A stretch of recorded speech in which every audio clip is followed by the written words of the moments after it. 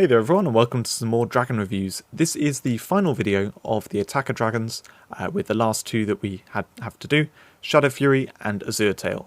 Now, I also want to after looking at these dragons, I want to explain how to read the table that is the damage per second leaderboard. I didn't want to explain it earlier on, even though it might have made sense then, because I didn't want to get too bogged down in it and, talk about all that stuff. I wanted to look at the dragons first of all.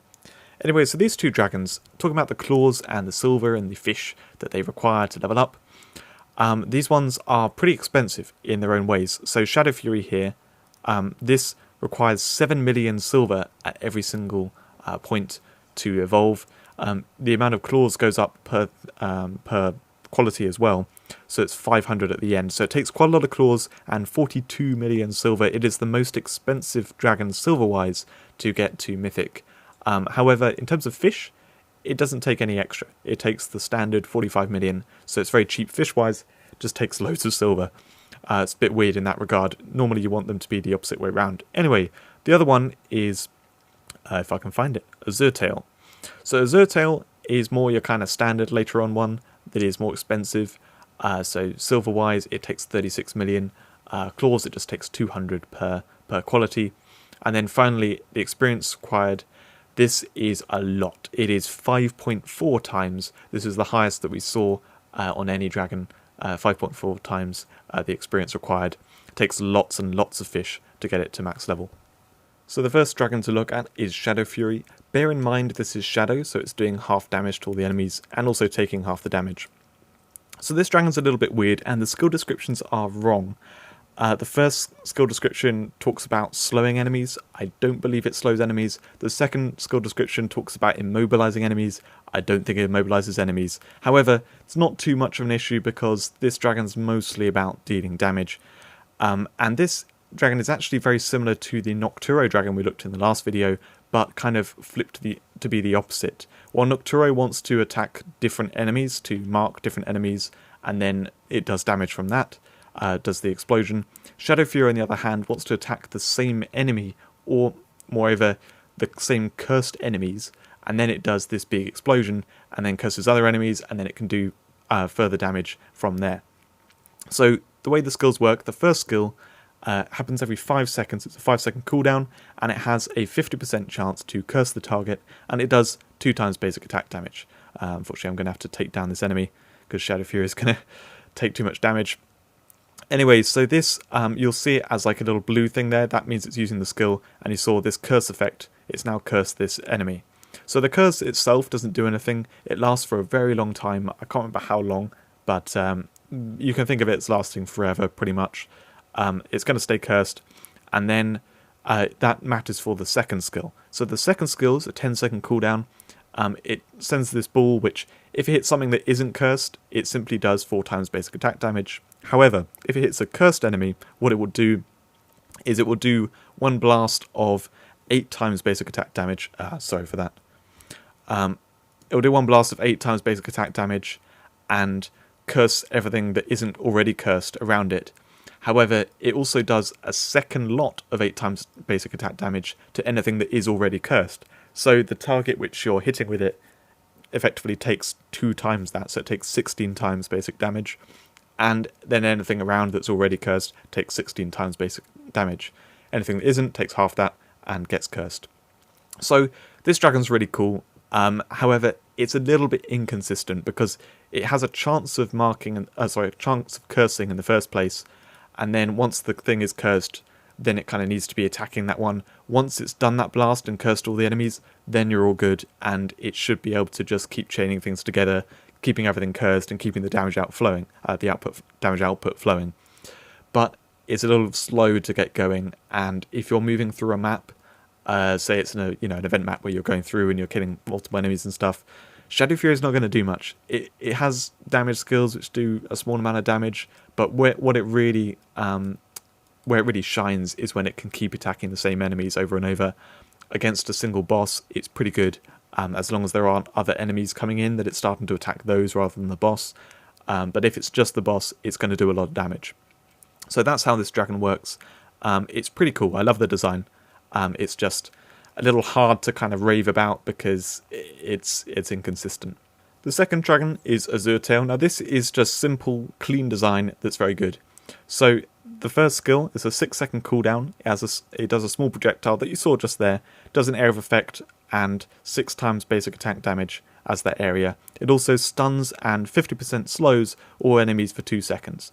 It uses this roughly every 4 attacks. It doesn't do the 6-second cooldown quite as well as you'd like, but it's a solid damage skill that it uses frequently. I killed the enemy it was attacking there, unfortunately, so it didn't connect. But anyway, good, consistent damage skill that does stun and slow, and yeah, that's just quite good for an attacker dragon. It's what you want. The second skill has a 20% chance of happening whenever Azuretail takes damage, gets hit by an enemy, and what it does is a blast around it, an area effect blast doing 4 times basic attack damage, and it stuns all the enemies and does a 75% slow for 2 seconds. What's nice about this is the dragon doesn't change at all. You'll see when it gets hit and it happens, it does that, it carries on attacking, it doesn't do any animation for that skill, it literally is just in addition to other things. So Azuretail basically focuses on basic attacks and then does the first skill every roughly 4 attacks and just does that consistently. So it's got good damage output in area effect as well as some consistent single target damage.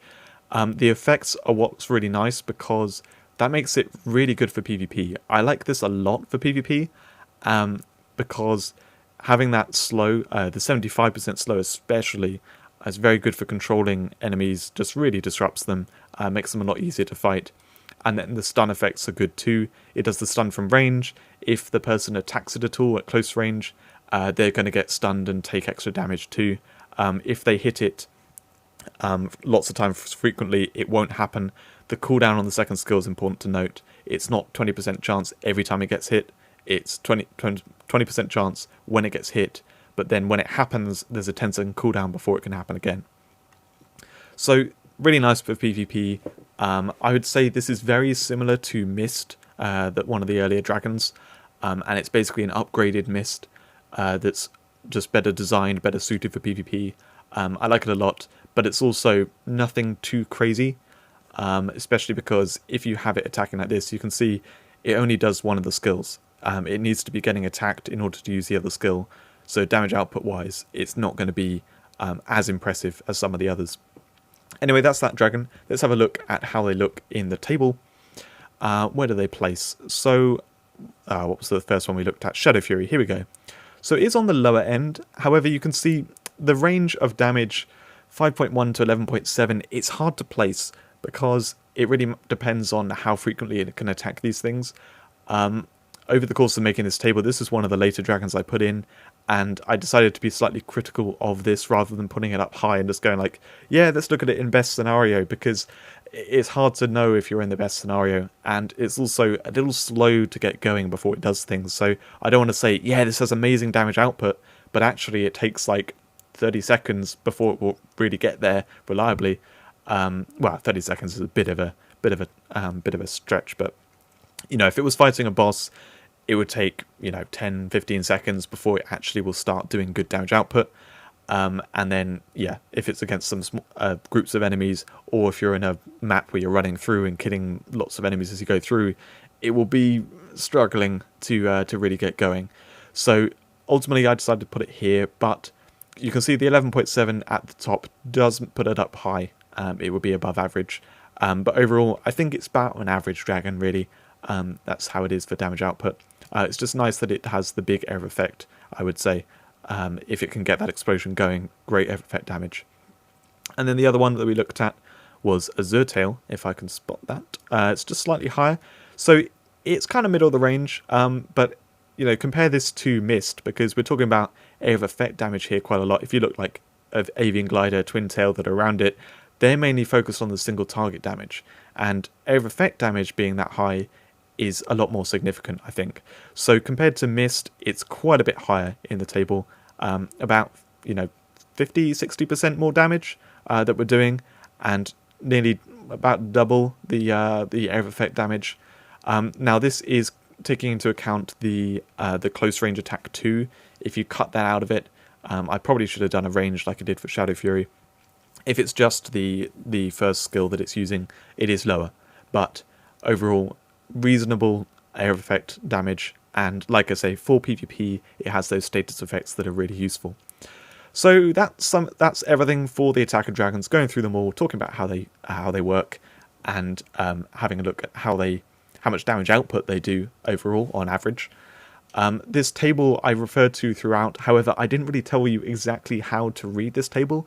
I hope it's easy enough to read. Tried to put the information in this as best I could, as clear as I could. So this all refers to dragons, their damage per second. It's not actually damage per second, it's damage per 2 seconds, because their basic attack rate is every 2 seconds. I thought it was fair to do it to that, not to the 1 second. So that's what it's related to. All things that crit are multiplied by 2.75 times, because that's the average of the amount of damage. They do like 6 times damage when they crit and 0 times damage when they don't crit. There's a 35% chance to do it. If you pump the numbers on that, basically 2.75 times averages that quite nicely. So all the damage which can crit is times by 2.75. Rather than just looking at the numbers of the cooldowns on the skills and like if everything was used optimally, what I did was I timed the dragons over a period of like 30 seconds or whatever it was that fitted the skills nicely, and I counted how many times on average they'd use these skills in that time period. So then I got a more accurate representation of how much damage output that dragon does. This is really important for quite a few of them. Say Nova here. Nova will spend almost all its time in skill animations. It almost never does basic attacks.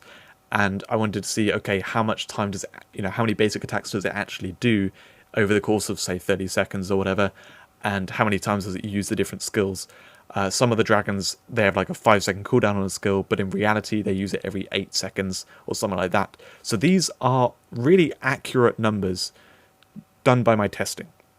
In reality, it may not be quite like this, and some dragons, they have a range, like Shadowfury or Azuretail. It depends on how they're fighting. It's difficult to really get accurate numbers. Pet damage comes into it too, but I tried my best to do what I could to get that. So this stuff is all listed or explained in here. I explained the different types of damage and that kind of stuff. The consistency column you may be looking at. So this is to do with the damage per second. Let's say like Avalanche here. It does 32.7 times damage every 2 seconds on average. However, that is focused in single skill uses of the second skill, and outside of that time it does barely anything, in comparison. So for consistency I've written sporadic, because it's not consistent that much damage. Partial means that it's doing it kind of over the course of a period of time, like it's mostly consistent but coming out of certain skills, and then fully is like where it's almost constantly dealing good damage output. Xeno is probably the best example of that, where it's just doing basic attacks the whole time and it's incredibly consistent with that damage. So that's what the consistency column's about. Then we've got the different large area, small area, single target. That's pretty simple to understand. The last bits are in this key below, so that everything I've put a star on is pet damage. You can see on some dragons like Zulong here, which we haven't looked at yet, there's a star on the total damage because pet damage is a part of it. However, the large area of effect skill is not pet damage, so that doesn't have a star. The small area of effect is pet damage, so that has a star, and then the single target from the normal attacks, they're not pet damage, so that doesn't have a star. So I've starred the bits which are pet damage, so you can take account for the fact whether pet damage is good or not at the time when you look at this table. You can kind of like lower that number or increase that number depending. And then A and B ranging, I've kind of explained that. That's quite simple. The S and T, now this might not be obvious. S means it's a support dragon, which means any number that has an S on it, you can kind of half that amount for use of the table. So Matura, for example, deals 26.2 times basic attack damage relative to that dragon. However, its damage stat is half what you get on an attacker dragon, so it's actually more like 13 times when you're comparing it to Darkheart or Crystallis, which is why it sits there.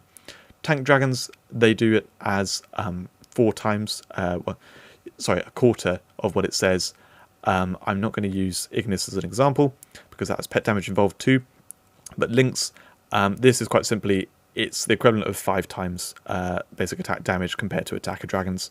And then I put T on all the other ones. So Ignis is slightly different because it has a component being pet damage, which is unrelated to the damage stat of the dragon. So that bit is comparable to the other bits, the other, how to put it, the other attacker dragons, 5 times pet damage, but the other bits are being dealt by Ignis's damage stat, so they are 1/4 of that amount, which is why the numbers are very odd for this. And like, why is Ignis placed here when it's tank? It should be 1/4 and all the rest of it. So I hope that's, you can understand the table now. I put a fair bit of time into making this table to try and figure it out myself as well, to compare these dragons for the damage output, and I put them all in order of how good I think they are for damage output. Actually, I've done it for total damage per second, but then obviously something like Avalanche is fully single target. Fracture and Darkheart, I'd say they're probably better than Avalanche. They just do it all as area of effect instead, and then we've gone through all the other ones. So this table is really useful. I have put this guide in the description of all the videos, so you can go check it out. Go read the skill descriptions on all the dragons, and look at that table to see what you like, what to go for, and figure out which dragons you want to use. So thanks for watching this video. Next we're going to be looking at the tank dragons, so go and check that out when it comes out. Thanks for watching, and I'll see you then.